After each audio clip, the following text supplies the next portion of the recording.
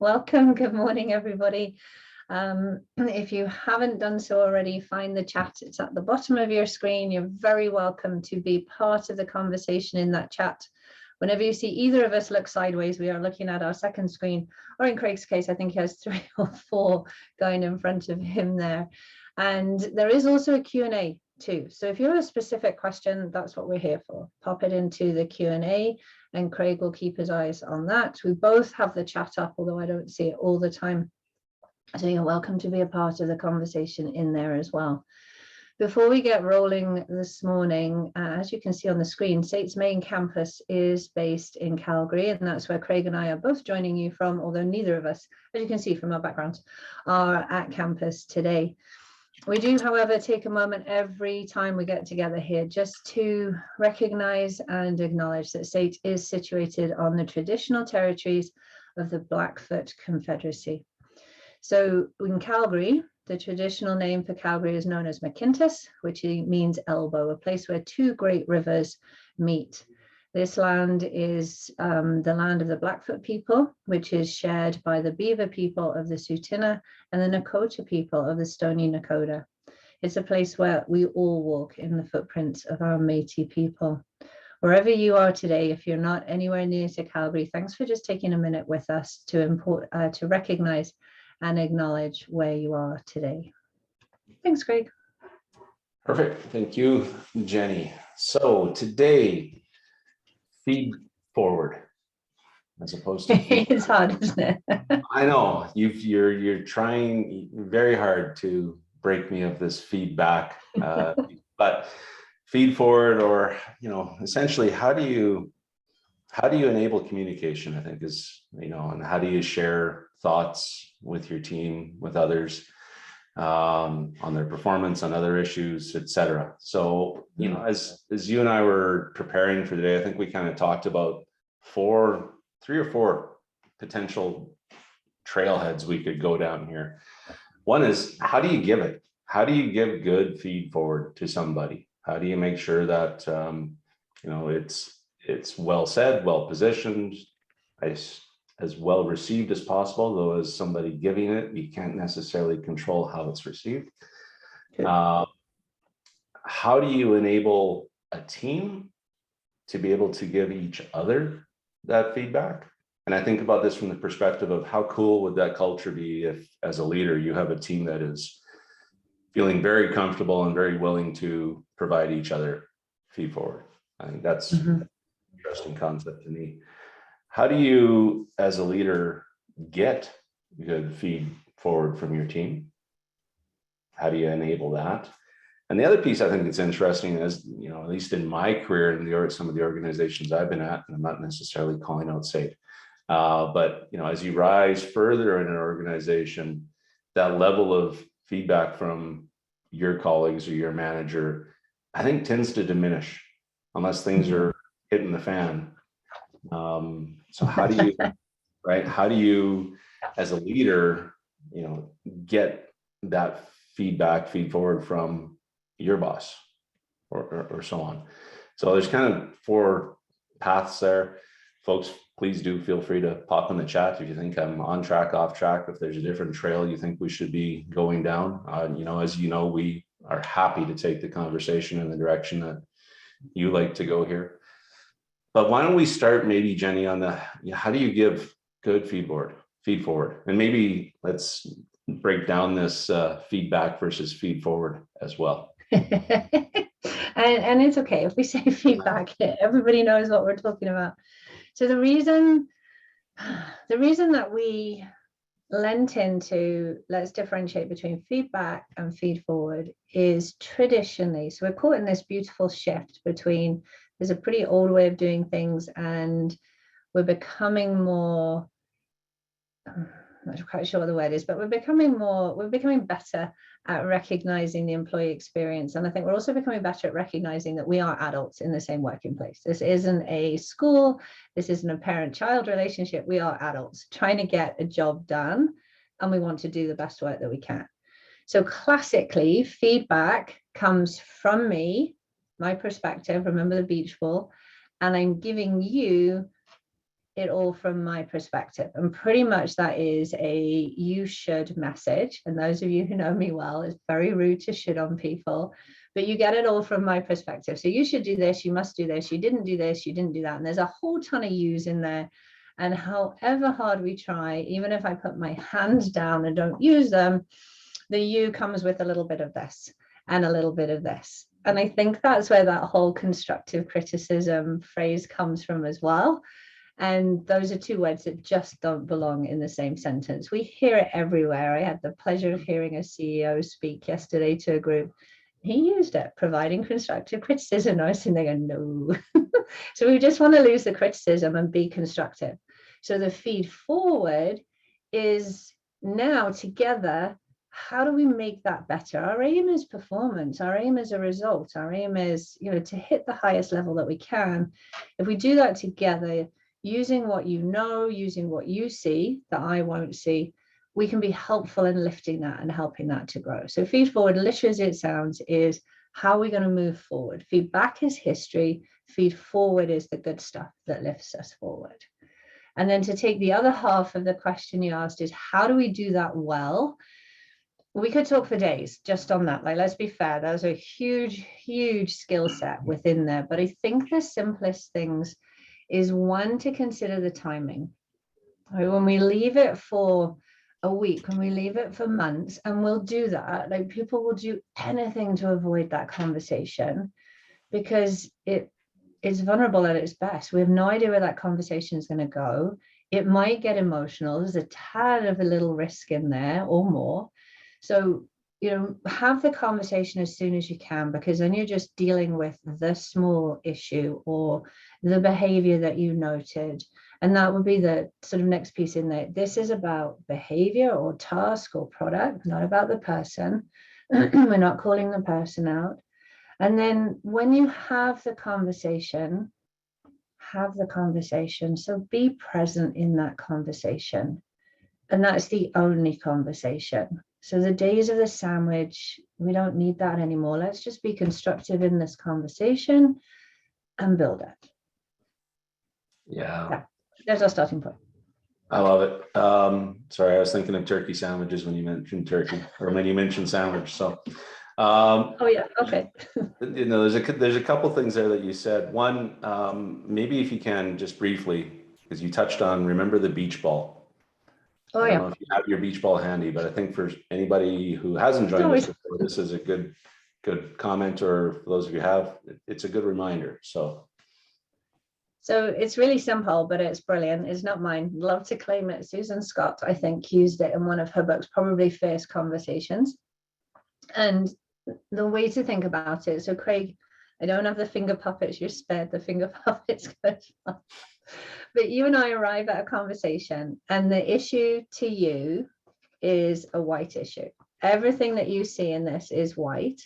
And from your experience, and for most of us, the reason that we're leaders, because we were good at our job. So you absolutely know how to solve this issue. And the more you look at it, you're like, yep, okay, this is it. I got this. This is how we're going to fix this, because that's the other piece with feedback. We just want to give our advice. And usually that's rubbish, to be quite honest. And then as you look at it, not your advice generally, and then there's red and there's green. So, okay, you've been listening to Jennie for a few months here, and you're like, okay, I know that my perspective's really narrow and I'm not seeing it how it actually happened. So, okay, there's a bit of red and there's a bit of green. But as you approach this conversation, it's all white. Is Jennie, where the conversation actually happened or the issue happened or whatever it was that we're going to have this conversation about, from my perspective, it's blue. And I was there. And this is what occurred to me, and this is what happened, and this is what I did. And I know too that, okay, it's not just about me. There's a bigger field than that. So we were a little bit yellow and we were a little bit of orange. But as we arrive at this conversation, we are literally here. And at that point, we have two truths, two perspectives, and two realities. And the hardest part for everybody to get their hands around it, we're both right. Right here, right now, we're both right. And what often goes wrong in that feedback conversation is the leader comes in. I should have made me the leader. Sorry, Craig. The leader comes in And they just, okay, here's what we're going to do. Here's how this is going to happen. And they do all the talking. We call it voice share. Mm. And when you stop and think about it, this is the person, it's Jenny that needs to learn. It's Jenny that's got to change this part. And so therefore, why are you talking? The first question could be, what happened? Tell me what's going on here. Yeah. And then get that other perspective. But that's hard for us to do. Yeah, no, that's really good. And I love that visual. And the fact, I know you've shared it before, but I thought it'd be a great recap. So there's a couple things you touched on there, being present in the conversation, the timing. And I think the timing is an interesting one. And I think I want to lean into something that I think we are perhaps approaching this conversation from, is the thought that feedback or feed forward is in response to a negative outcome. Right. Yeah. I'm just thinking too, when we present the beach ball, it's like you're coming at it from opposite sides, but you can also provide feed forward on very positive outcomes as well.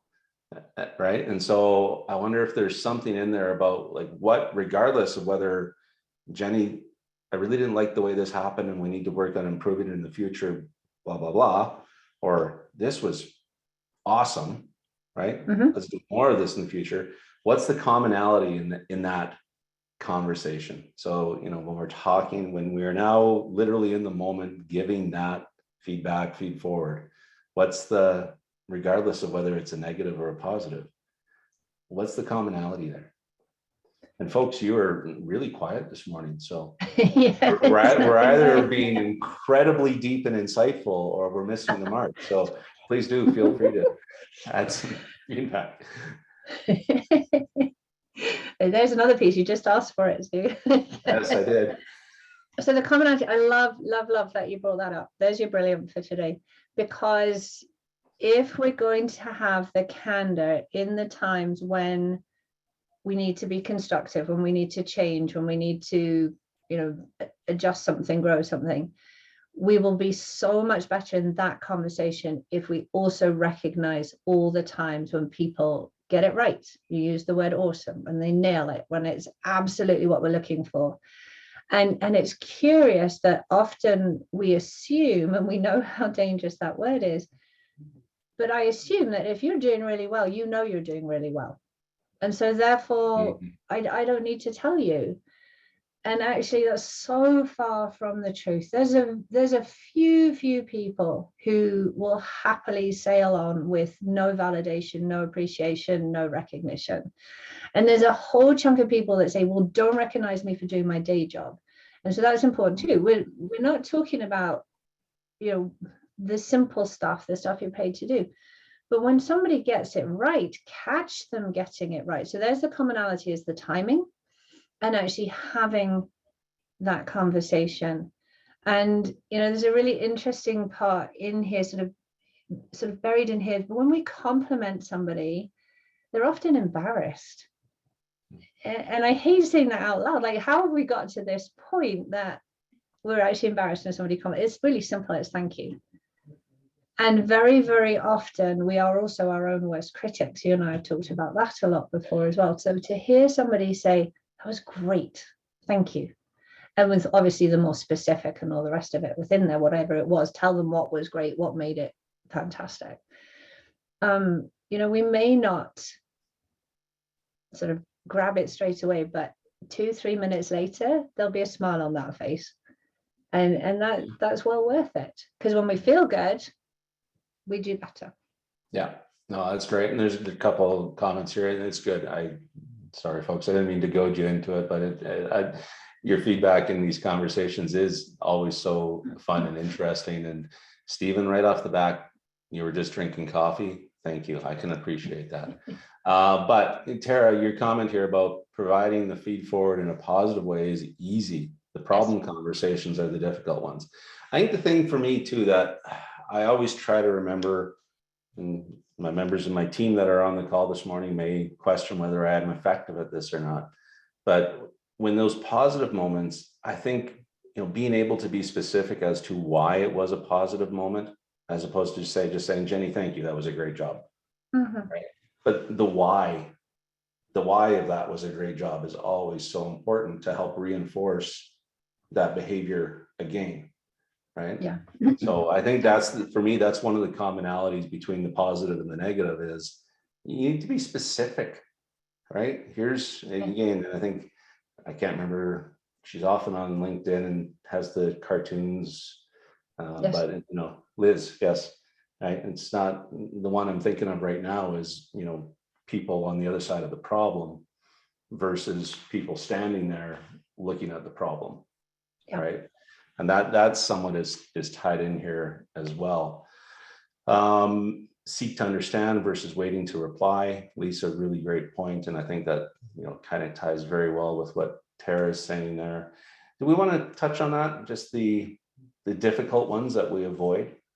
It comes, and I'm going to bring it together with a question that April has here, essentially, and it's in a situation where a discussion is required. Can approaching the individual as soon as you can seem reactive? So I think there's a bit in there too. Yeah. So as usual, I've thrown a lot at you. I'll stop for a second and let you try to unpack one of those pieces. If we get one, we'll be doing well.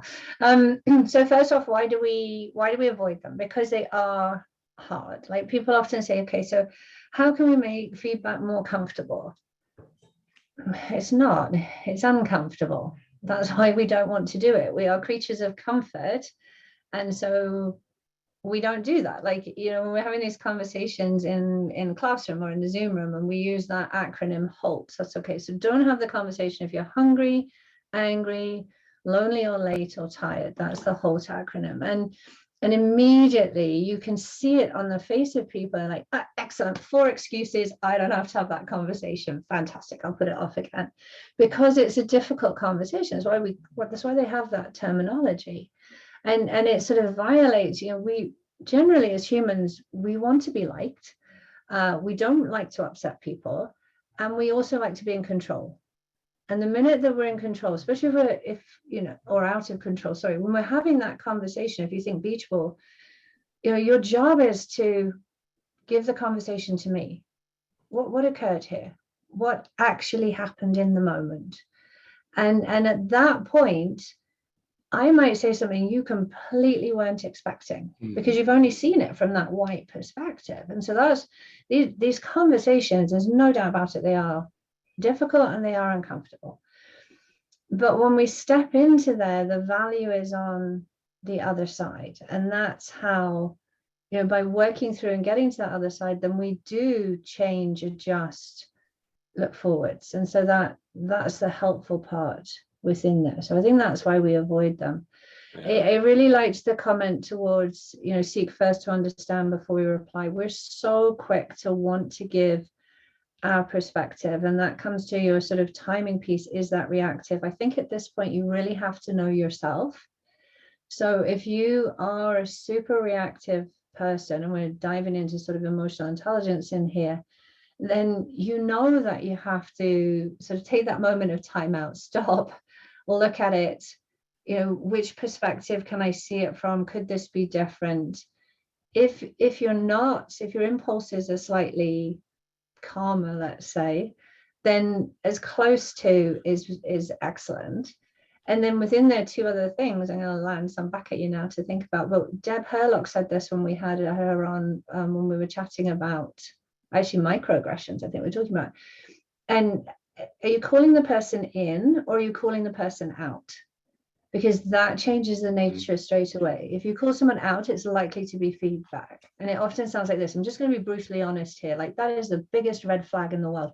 We all have those moments, but that's not the stuff we want to say out loud. Like, filter that. What would you say to your grandma? Not that. Okay, come back here. Let's call in.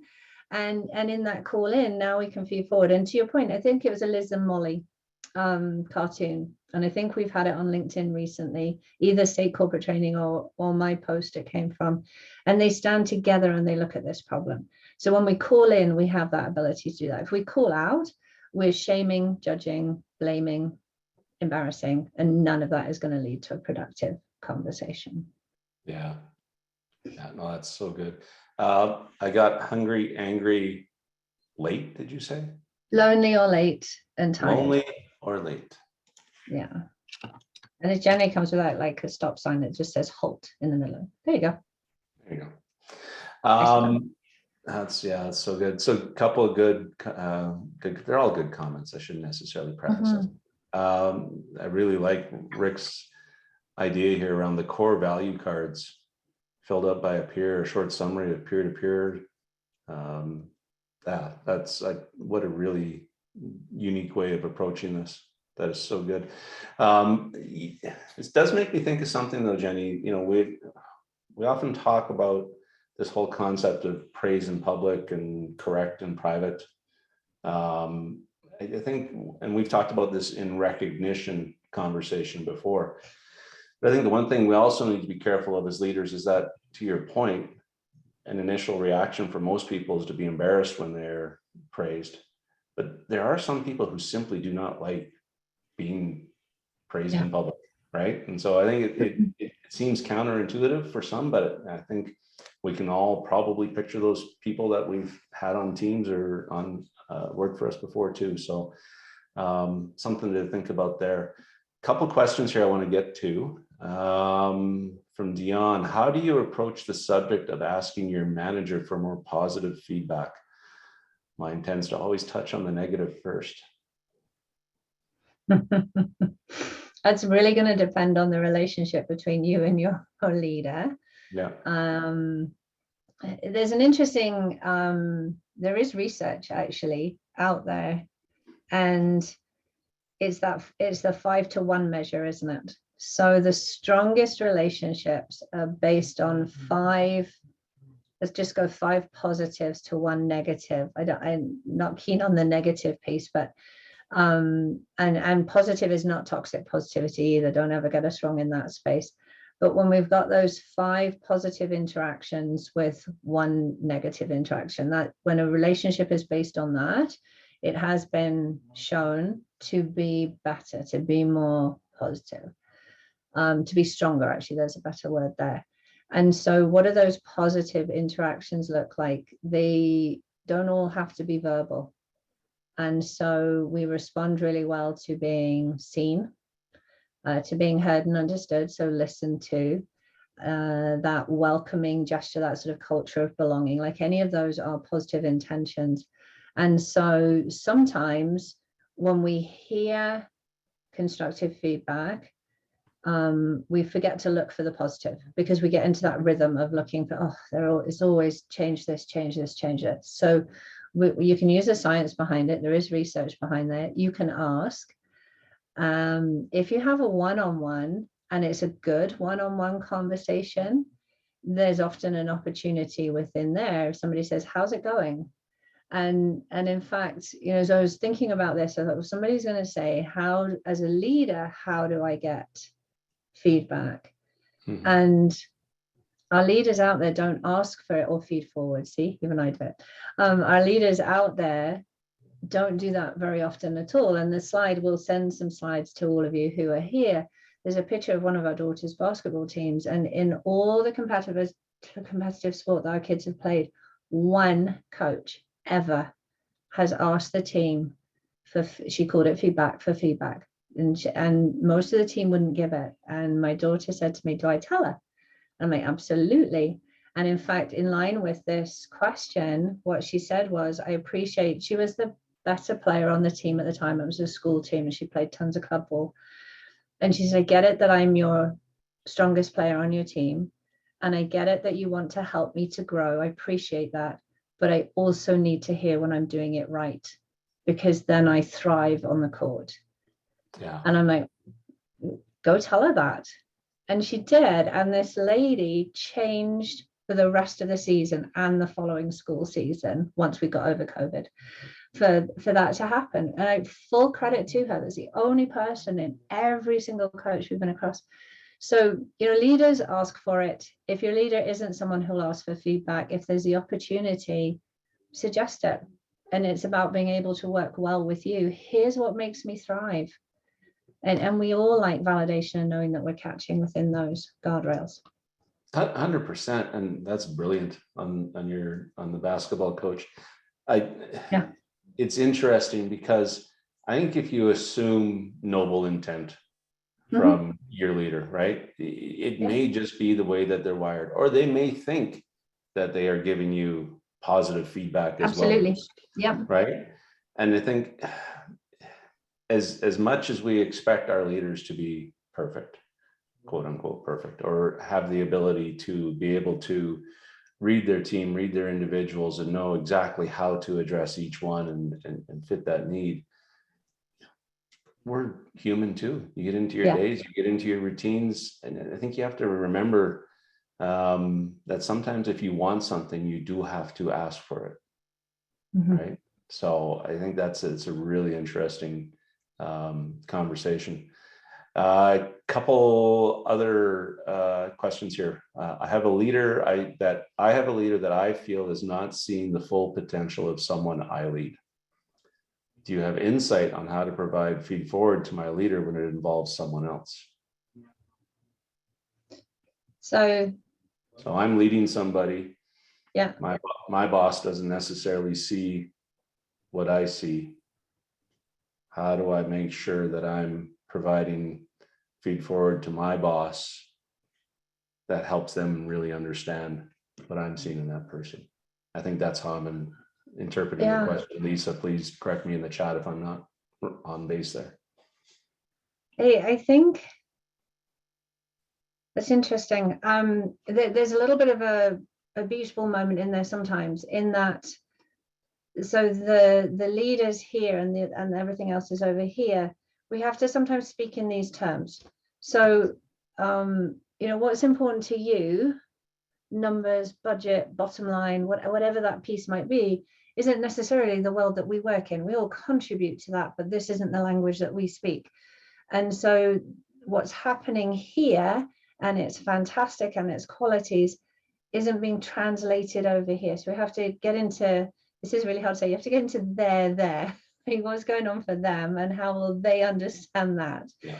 And so perhaps if they're not hearing you, is to speak in that language. And the easiest way to put that is, how are they judged?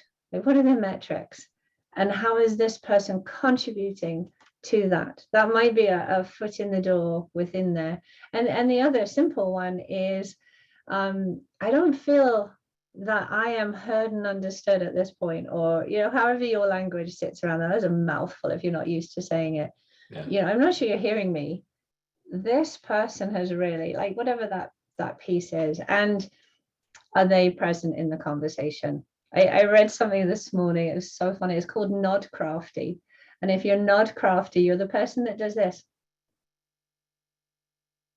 And you're absolutely not paying attention at all. That's being nod crafty. So do you make sure that in the conversation when you want to promote them as well. It's going to be my new phrase for the weekend. Yeah. And now I'm sitting here watching myself on the screen, trying to make sure I'm not nodding as you're talking. No, yeah, but if you nod naturally, don't stop. No, like, no, you got to do what you do. So yeah, really too fun. One more question, and then I do want to jump into, so we talked about how to give feedback. We touched a little bit on how to get it from your leader and perhaps how to solicit it from others. I want to jump into the culture piece, right? About how do you actually build that culture? But there's a question here that I do want to get to, because I think it's an important one. Is there ever a time when a person should be called out? If so, can you give an example? I'm thinking that sometimes people need to see others speak up, especially seeing leaders model that type of behavior. Yeah, the simple answer is yes. And the model underneath that is, what we tolerate and reward gets repeated.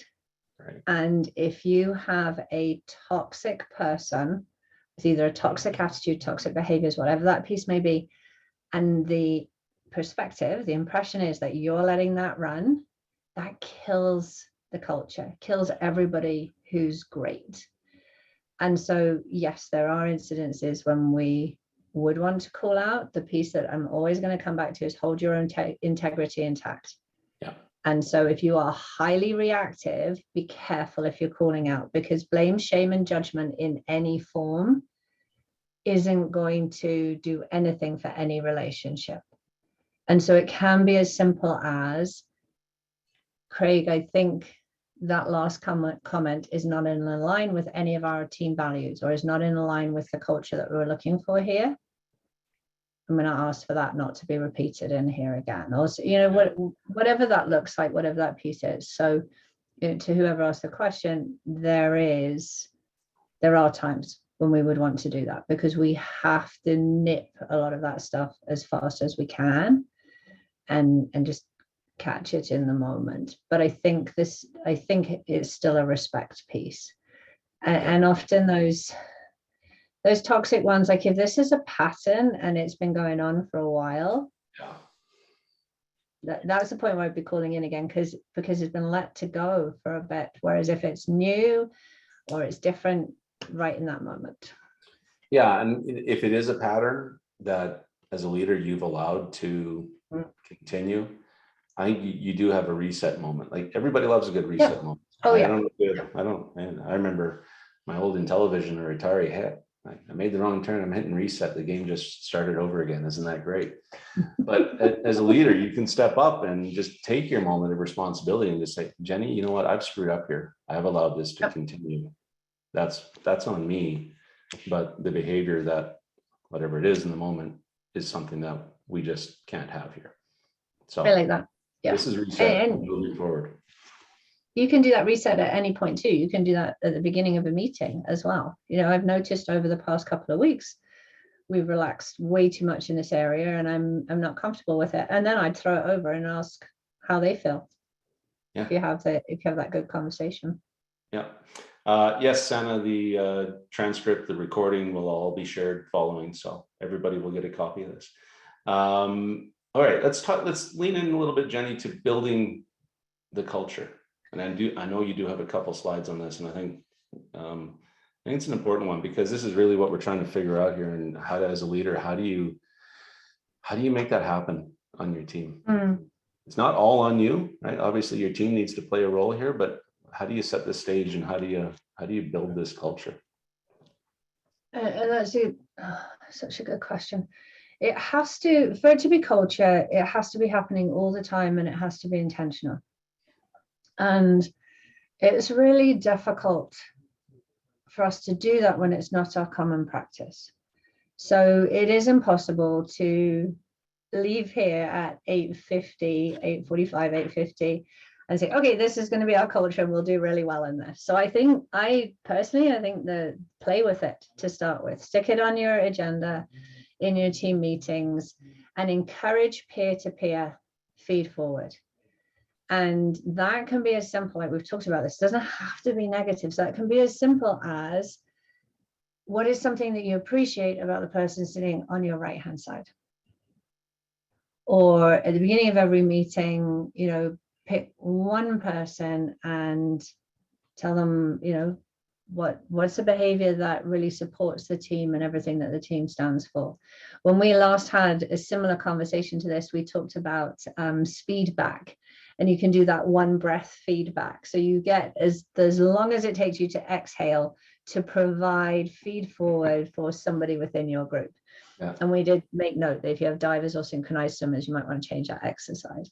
And then you know, how do you give that peer-to-peer piece? And a really good sort of baseline, easy version of that is what went well and what would make it even better.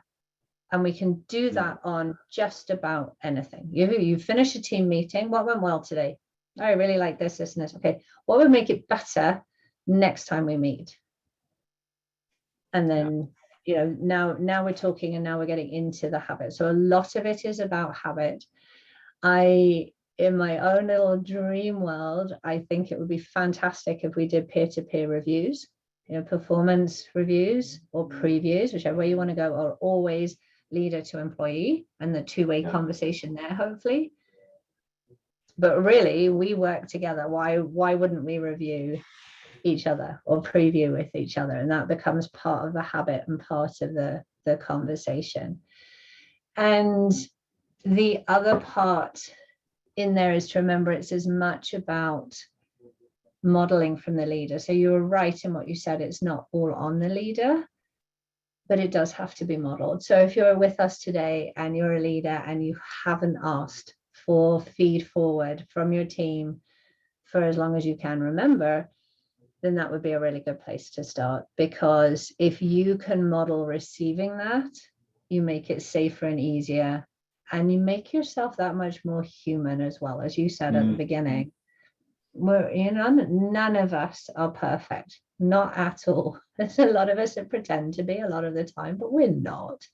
And so, model that piece and make it real. And the other thing I think for us to get sort of attached to is, we always say this, don't we? Feedback or feed forward is a gift. Okay, well, come on. Like, yes, in the long run, but if you give me unwelcome, unwanted surprise news, I have a ton of emotions to run through before I even begin to see it as, I'm not even sure gift is the right word. Eventually, yeah, that was the best thing that anybody ever told me. It's really hard to sit in that. So we just have to keep doing it and not avoid it. Yeah, it's so much good stuff in there to unpack. And I think the thing that sticks for me is just being intentional about it, and actually, making a commitment as a team to practice it. Yes. Right? Yep. I don't know, for me, it may seem like intuitively when we talk about this, people go, well, we're gonna be a culture of feedback. And so now the expectation is everybody's just gonna, radical candor comes to mind. And how are we all just, like that? So but you have to lean into it a little bit and actually practice it. You do, yes. Yes, Alan, Practice, we're talking about practice. We're talking about practice. Sorry. And the what is it going to say? So there's lots and lots of places where you can go and check out how it's been done before. So Netflix, excuse me, Netflix is an interesting company to watch. It isn't always golden, but they had an absolute feedback culture is what they called it. They ran on the 4 A's, and I'm sure I put it in here somewhere, but they had 2 A's that were for giving and 2 A's that were for receiving feed forward, and they practiced it all the time. And I think the word on the street was it actually got a little bit too brutal at times. So you do have to be, you said it well there, actually set your stage. What are the guardrails here? It's okay to, and it's not okay, which funnily enough, I think we're talking about next time we get together. What are the boundaries? Those boundary conversations are really important. And then, so Netflix would be one, Pixar's Brain Trust.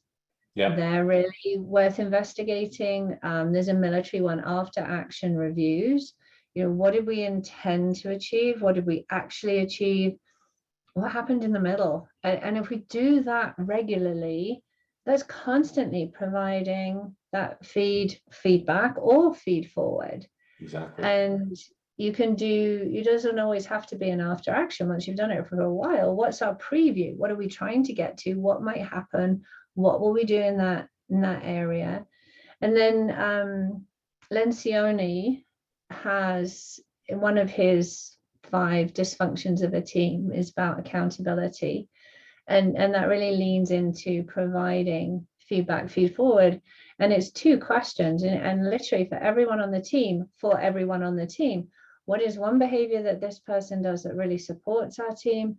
And what is one behavior that could possibly derail this team?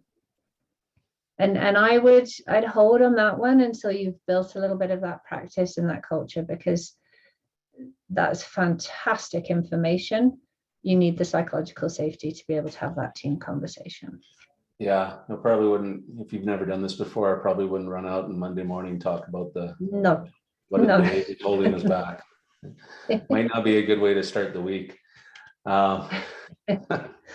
Just catching up on a couple of comments here. The peer-to-peer review. I like this comment, Rick. One thing we do really well and one thing we need to work on. That's terrifying and difficult. My business partners and I do this, but over time it becomes less terrifying, but still slightly scary. Totally. I could see that. And I think for me, what's interesting about this is how do you keep it how do you keep it real and intentional? Because I think we've all been through some of these things where safety moments or EDI moments, not to minimize the importance of using those tools in meetings to reinforce values around safety and values around EDI. But if it's just repeated ad nauseum without any real intentionality behind it, it really starts to become a bit of a check mark. And so these type of exercises, you do need to be very intentional and disciplined about keeping them real, honest, vulnerable, I guess. Yeah, focused. Like you said it yourself. What's the intention? And so if the intention is just to fill space, okay, well, fill your noise. But what's your intention? So if the intention is to look at a result or a metric or a process, now we're intentional about that. What are we as the team doing towards that? And now we have all the behaviors that add into how we create that piece. And so, in the appreciation of each other, we can do that, easily. I like the phrase ad nauseum, like, yes, let's be careful with that. Toxic positivity is not helpful. Nobody believes in it. Everyone gets tired of it. And it actually weighs you down, I think, a bit more, because it's hard to live up to that all of the time. But if we're purposeful with why, that comes back to what you were saying earlier, we're practicing this, then we can lean into the what and the how much easier. And then it really does become that sort of intellectual friction without the personal piece in there. And we should say apart on that too, like, it is personal. If you and I are standing in front of each other having a conversation, you can't get more personal than that. And so, when somebody is disappointed, frustrated, that's okay. That's their reaction to that. You cannot control that. You give them space. And, if you're a leader and somebody is frustrated with themselves or disappointed, they care. And that's great. So now what can we do to move forwards and work on it? Yeah, silence is more scary than frustration or some reaction, in my opinion. But it's 8:44, Jenny. This is flown by. So okay, let's get there. To wrap things up, and I'll pop, folks, there's three upcoming events are already listed on our website here. So please do feel free to pop over there and register for future events. As always, you will get a link from us via email for upcoming events and reminders. So but here we go.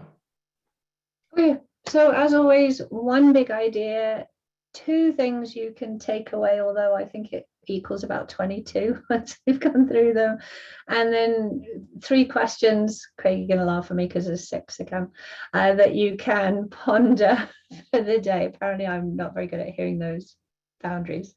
So our big idea, this one's great. I forget where it originally came from, but what if we replace blame with curiosity?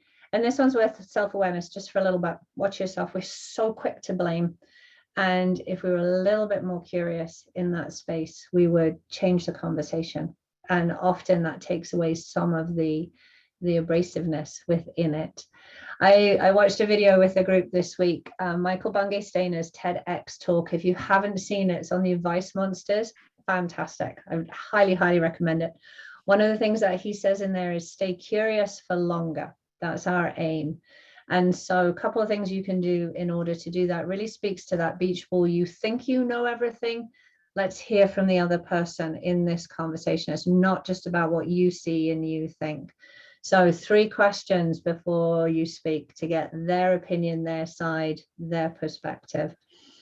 In curiosity, if we ask a question and it's a good question, you will often be faced with silence, and that's value the pause. It is awkward, but that person needs space to digest, to think. There's noise here, noise there. They just need to be in that space to be able to answer your question, especially if it's a really good one. And the last one there, it comes right back to Benjamin Zander. We've talked about him before as well. And he approaches any situation that needs that input with literally hands up. How fascinating. And the minute that you are fascinated by what's going on, your mind will open. There's a way broader perspective than just that. Let's blame that person, hold them accountable. Like that's all the negativity piece that makes it harder than it needs to be. So just be fascinated for a moment. What part did you play in there? Did they have everything that they needed? And all of these too, you can flip, of course, to when you want to give that recognition and positive lift as well. The second one, this struck me the other day. We always talk about the elephant in the room. I think it's more about the mouse. It's those micro moments. So as a leader, if you want to make this part of your culture, part of your conversation, there's a commitment, and it's a commitment to noticing the tiny things that people do, the extra little pieces that people do, the support that they provide, the tweaks they've made by themselves because they've got it, that actually this does better. Okay, now I'm going to do it this way.